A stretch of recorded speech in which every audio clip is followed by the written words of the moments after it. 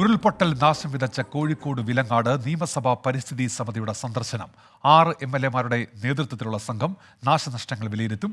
ഉച്ചയ്ക്ക് ശേഷം പ്രത്യേക യോഗം ചേരും.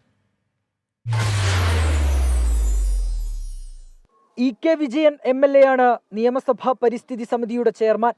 MLA-മാരായ മോൻസ് ജോസഫ്, സജി ജോസഫ്, KD പ്രസേനൻ, ജോബ് മൈക്കിൾ, TI മധുസൂദനൻ എന്നിവരും സംഘത്തിലുണ്ട്. ഉരുൾപൊട്ടൽ ബാധിത മേഖലകളിലെ സന്ദർശനത്തിന് ശേഷം വൈകിട്ട് നാദാപുരത്ത് ഉദ്യോഗസ്ഥതല ചർച്ചയും യോഗവും നടക്കും.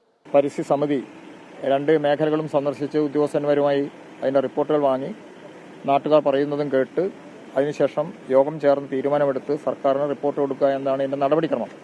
അപ്പോൾ അതാണ് ചെയ്തുകൊണ്ടിരിക്കുന്നത്.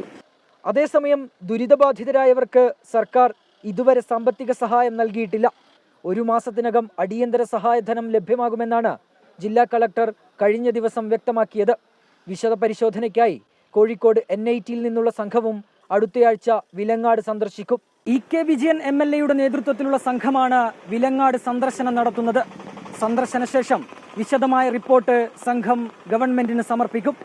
വിലങ്ങാട് നിന്നും പ്രവീൺ ധർമ്മശാലയ്ക്കൊപ്പം അഭിജിത്ത് മുഴക്കുന്ന്, 24.